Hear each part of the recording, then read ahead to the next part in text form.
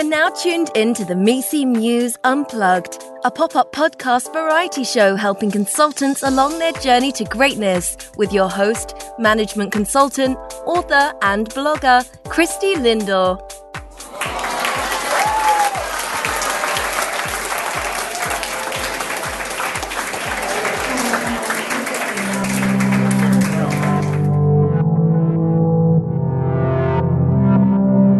Go-getters. Welcome to the Misi Muse Unplugged podcast show. For episode 26, we will be doing a segment that I call AMA, Ask Me Anything. And if this is your first time tuning in, AMAs are when I have the utmost pleasure of connecting with either a seasoned or former consultant, and they share their career journey and give you advice. Today's guest, we've got Michael Beddows. A little bit about Michael. He is a consultant, seasoned consultant, entrepreneur, as well as the founder of the IT Consulting Group, which he'll talk a little bit about. Super cool coaching services that he can provide now. And he gives his career journey. And go-getters, I really want you to take heed to some of the things Michael shares. I've known Michael for many years. He's been, a high-performing consultant. He's always on the cutting edge. And I really love talking to him and brainstorming. He's always got some great perspectives. I think you'll really enjoy his conversation. So a couple other things I wanted to share. So without ado, I'm happy to announce that my book is done. Go-getters, I'm just so thankful. This is actually the Thanksgiving season. I have a lot to be thankful for in my life. And the book is just amazing that I finally finished the book. Oh my gosh.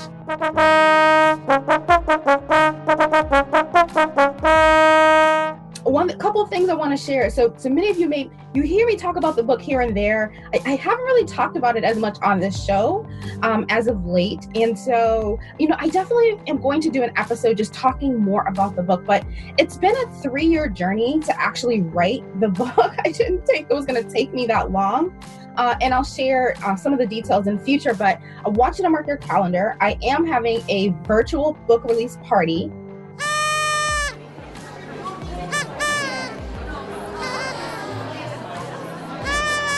on January 25th. It's going to be at 6 p.m. Eastern time, so Eastern time in the US. So save the date. I'll definitely be putting out more information. As I mentioned, as we get closer to the end of the year, I'll definitely put out an episode talking just more specifically about the book, what you can expect, and all that good stuff. So in the meantime, if you want to start to get connected into the book, I'm going to be having a launch campaign, like an email launch campaign that I'm going to kick off in December. So go to my website, misimuse.com, and if you scroll down, you'll see where you can sign up for the book. Go ahead and sign up for book notifications. So from there, you'll be connected in. So when we start to launch, you'll get all types of freebies. So I'll give kind of freebie components of my books, put out some graphics that I've created, and just a lot of cool stuff. I'm super excited for this day. It's been a long time coming.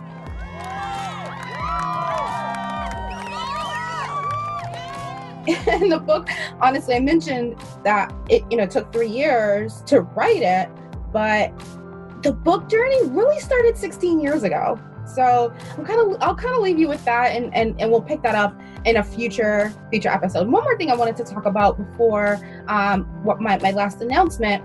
So go-getters, if you want to be a great consultant, I highly recommend you attend a TED Talk or TEDx Talk.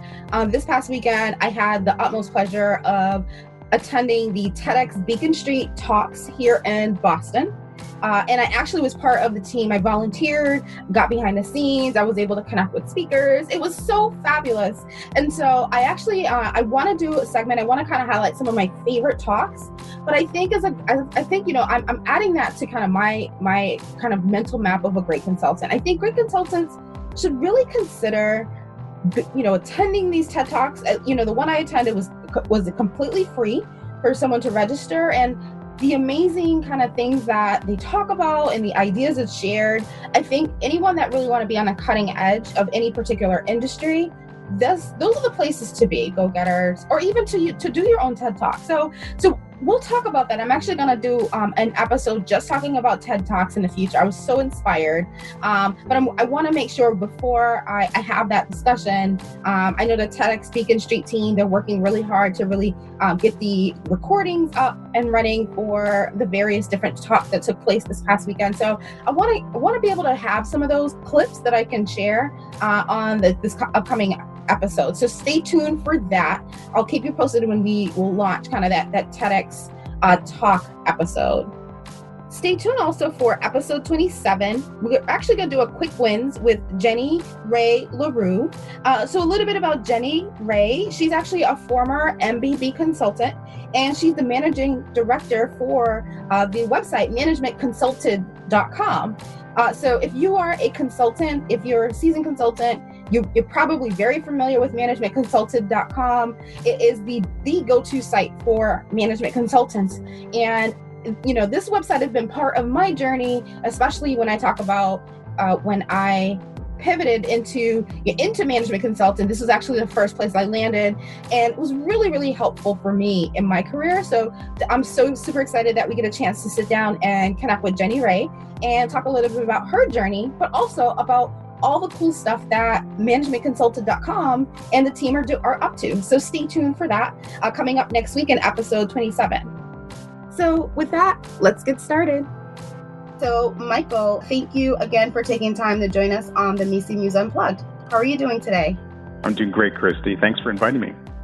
Yeah, absolutely. I think it's going to be a really cool conversation. And you've just got such a colorful background as a consultant and an entrepreneur. But maybe before we get started, if you can take a moment to introduce yourself to the go-getters of the Mises Muse Unplugged. Sure. I've been working in a variety of enterprise technology fields for about 20 years now, and about 2/3 of that has been spent in consulting and the remaining third as an entrepreneur. And as a consultant, I've worked independently for boutique firms and also for software vendor professional services. And I kind of think of there being 4 types of consultants, depending on whether or not they're implementing and depending on whether or not they're working with clients on a full-time or part-time basis. And I kind of segment them into contractors, advisors, freelancers, and coaches. And for me, I've been more of a contractor, kind of doing not only the strategy and advising for clients, but also the implementation as a project or product manager I would say about 80% of the time, and then more of an advisor, a strategic advisor for about 20% of the time. That was such a consultant answer. I love how you broke that down. That was great. So you talk about being a hybrid, and I really like how you've decided to kind of ebb and flow. Maybe kind of my first question, if we can take a step back, at what point in your journey did you decide to go into consulting, and how did you make the pivot from the different types of consulting work you've done? Because you've done a lot of great stuff, a lot of great experiences. So how did you make that shift into entrepreneurship and kind of that ebb and flow? If you can just kind of give a little bit of how you got started. Sure. I don't think I ever decided to become a consultant. I think it just happened to me. In my very first job, my boss was offered a position at a boutique consultancy in Boston, and he asked me to join him. And after some initial projects in New York and Switzerland, I was hooked. So I think the travel aspect of consulting was something that I really enjoyed, especially as a young professional. In terms of entrepreneurship, I've always been an entrepreneur from the very start. And so that was something that was always in the background. So even as I was consulting, I was always thinking of what products could I launch on my own. I was always launching products for customers, and I was always thinking, how can I get my own product out into the market as well? That's so cool. So you became an accidental consultant and ended up it sounds like doing some really cool stuff. Do you have a specific domain that you kind of sum up that's in your expertise, or are you kind of generalist? I think I've been a specialist at various different times. I started my career doing data mining, actually. My graduate degree was in artificial intelligence, and I immediately wanted to apply that in business and started doing data mining for telecoms and financial services. And then that started to get me into customer relationship management. And I started my career as more of a technical implementer, doing both data analytics and also software development, but then eventually got into project management. And then once the internet came out and content management became popular, I started to get into that field, which then took me from web content management into enterprise content management, which took me into knowledge management. And then I started thinking about how technology impacts people, specifically professionals in large corporations. and how technology can bring people together to be far more productive. And then that got into enterprise collaboration, which was a field that I was in for quite some time. And then as I've launched different startups, which have been related to collaboration, I've started to realize that, or get heavily involved in sales and marketing. It's really critical for entrepreneurship, and I would also argue even for consulting. So I've started to get into things like customer experience management, and then also user experience most recently as well. So yeah, I have kind of run the gamut in terms of different fields. I think it's really good because you've really kind of, when you think about consulting and how cyclical it could be, you've kind of ebbed and flowed and adapted, it sounds like, as the needs of the markets changed. When you look at like all the different types of work you've done, like what would you say is like the most fun area that you focused on, and why did you enjoy it?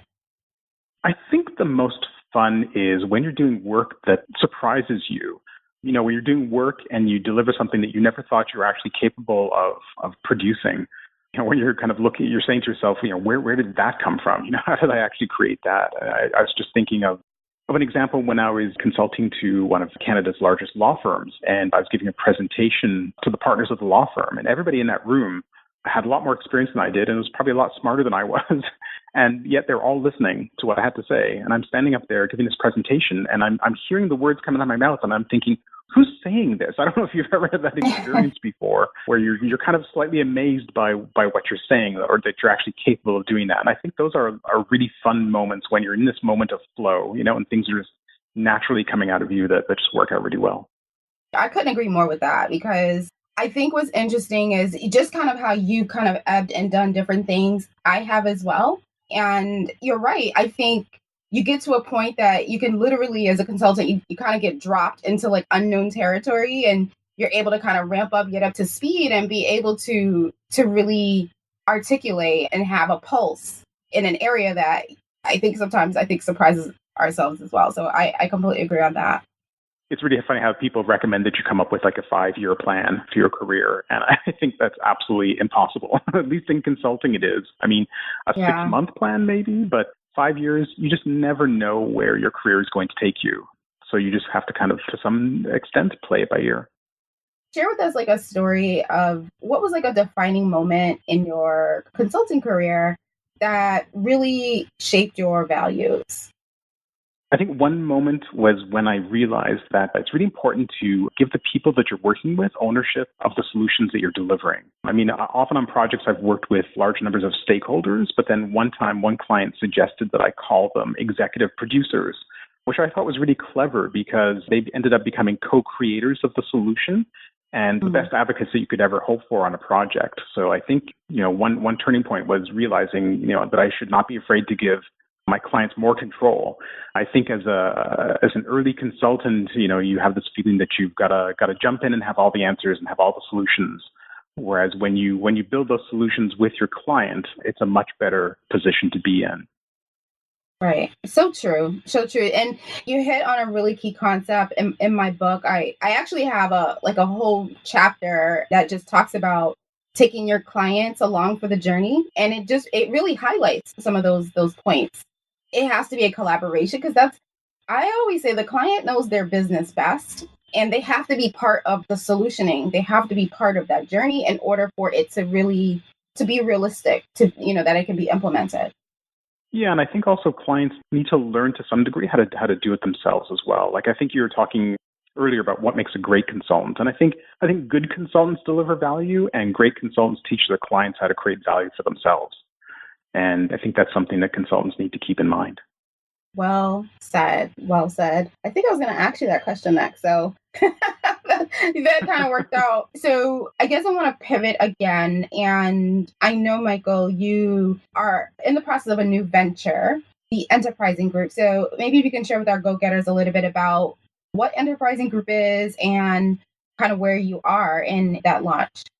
Sure. So Enterprising Group is going to be a peer-to-peer learning network for enterprise professionals, specifically practitioners of different enterprise topics. So the plan is I'm going to be partnering with consultants for advisory services on every enterprise topic you can think of, whether it be employee-related issues, business process, IT, and customer issues as well.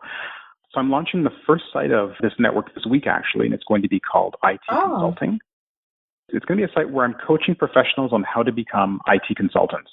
So I mentioned earlier that I've been doing a lot of contracting and some advisory work, but now I'm making this transition into coaching, which is going to be very new for me. What made you decide to do that? Just curious. It was interesting. Someone had mentioned to me and said, have you ever thought of starting a business on helping people to do what you've been doing for years? And I thought, no, actually, I haven't. And I realized when I stopped and thought about it that, yeah, I've amassed over 20 years of experience, and I probably have a lot to offer professionals. And it also made me realize, I've worked on projects, and I've actually had clients ask me more about what is it like to be a consultant. And I'm sure that, our clients are probably looking at us thinking, I could do what they do and get paid twice as much, So I think that they're already thinking about making that transition, but need some guidance on how to make that happen. Today's episode is brought to you on behalf of the Mici Muse, 100 plus selected practices, unwritten rules and habits of great consultants, a book by Christie Lindor.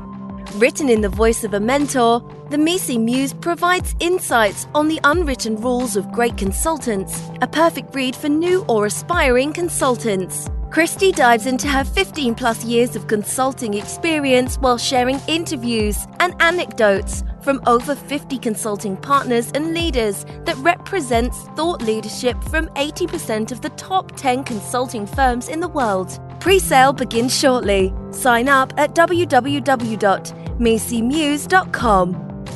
Right.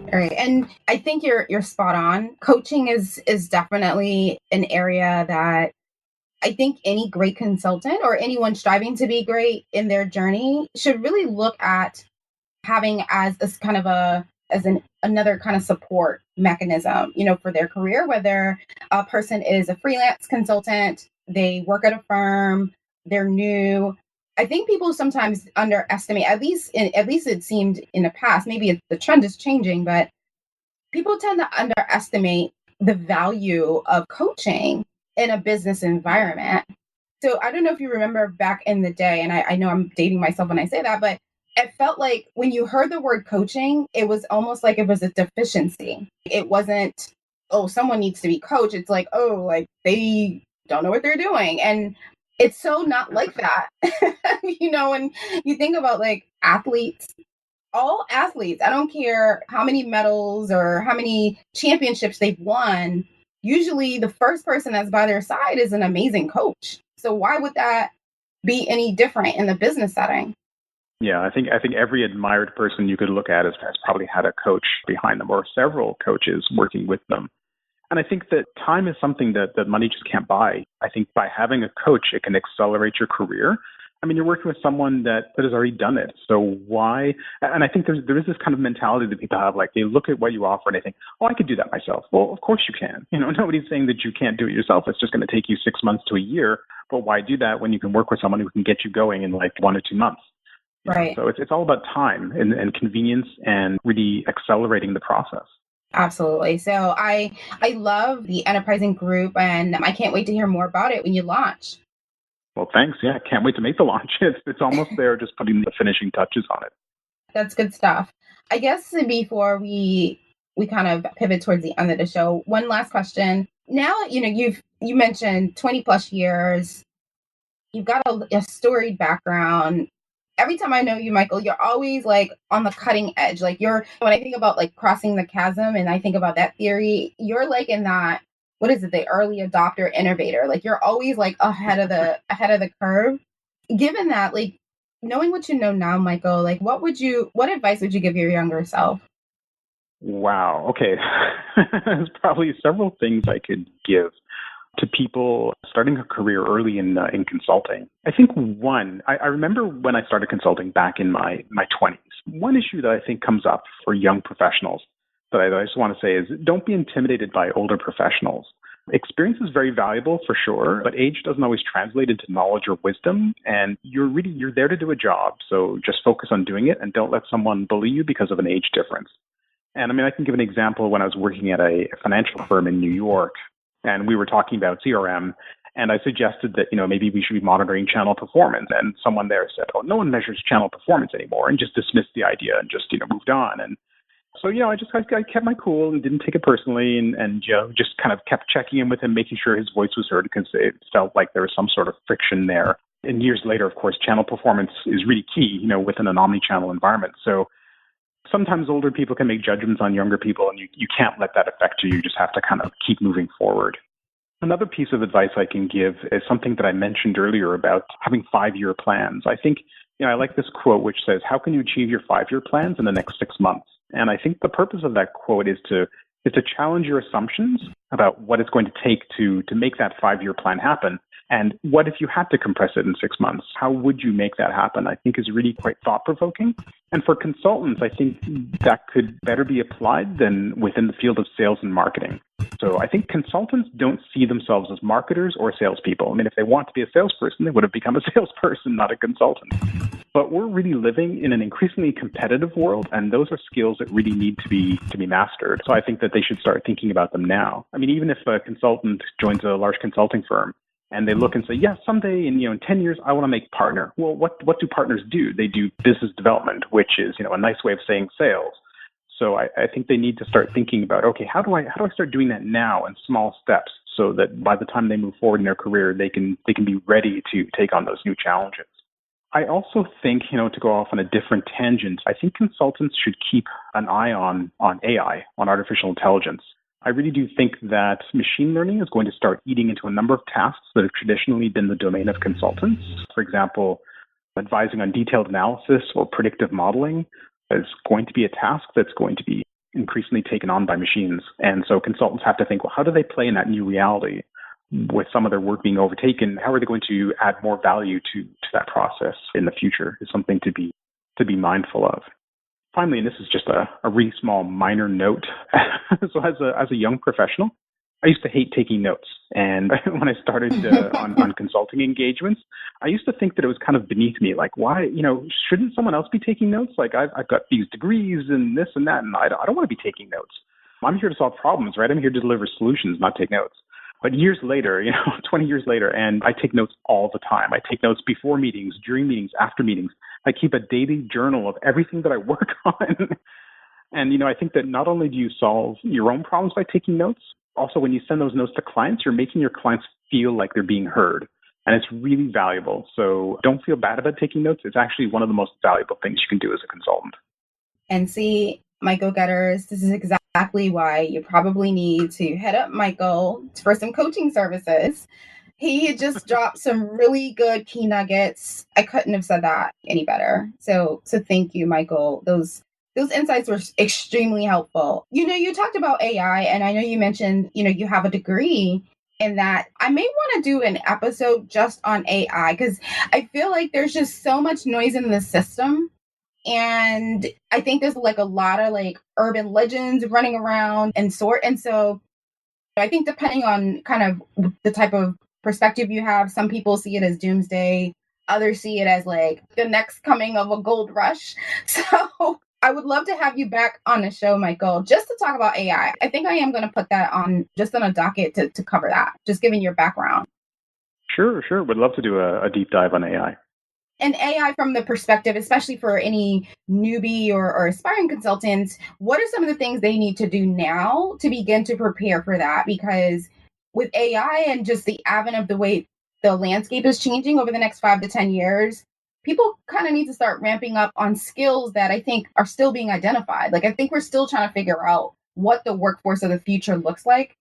I hear a lot of people talk about it, but I'm like, I still don't know if we really know. We're like still on the cusp of turning that corner. So yeah, I mean, I think even with my background in AI, I'm not sure if I can predict, exactly how things are going to go.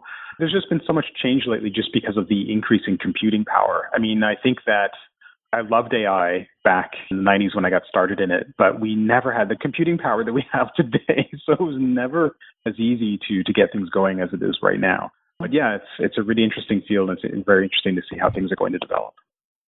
For sure. Well, this was great. This wraps up today's episode. So thank you so much, Michael, for your time. I don't know if you've got any last parting remarks for the go-getters. No, thank you so much, Christy. It's really been a pleasure to be here. And as always, I always enjoy our discussions. Yeah, absolutely. Absolutely. And go-getters, if you have a question, feedback, want to be a guest, just drop us a line at misimuseunplugged@gmail.com. Again, that's misimuseunplugged@gmail.com. I would like to thank today's guest for being on the show. Thank you, Michael. And thank you to my go-getters for tuning in. This is Christy Lindor signing out for the Misi Muse Unplugged pop-up podcast. And here is to your journey to greatness. Tune in every Friday for new episodes syndicated on iTunes, Google Play Music, and many more. Visit www.misimuse.com for more information.